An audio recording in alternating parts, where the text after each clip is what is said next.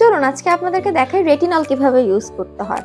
আমার যেহেতু sensitive skin তাই আমি স্যান্ডউইচ মেথডে ইউজ করব। স্যান্ডউইচ মেথডে ইউজ করার প্রথম স্টেপ হচ্ছে ময়েশ্চারাইজার ইউজ করা। ময়েশ্চারাইজার ইউজের আগে আপনি আপনার সুদিং টোনার, সিরাম অথবা এসেন্স ইউজ করে নিতে পারেন। আমি আমার স্কিনে সুদিং একটা টোনার ইউজ করেছি, এখন হচ্ছে আমি ময়েশ্চারাইজারটা ইউজ করব। এই ময়েশ্চারাইজারটা সুদিং এবং রিপেয়ারিং একটা ময়েশ্চারাইজার। ড্রাই স্কিনের জন্য বেস্ট একটা ময়েশ্চারাইজার এটা।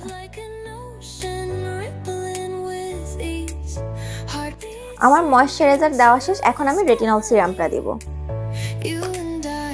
এই সিরামটা একদম পি সাইজ অ্যামাউন্টের দিব। রেটিনল একেবারে অল্প দিতে হয়, একেবারে ফেস ভরে ভরে দিতে হয় না।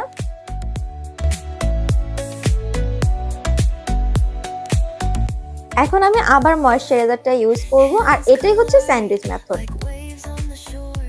এভাবে ইউজ করলে আপনার স্কিনে কোনো রকম ইরিটেশন হবে না। সেনসিটিভ স্কিনে এভাবে ইউজ করাটাই বেটার।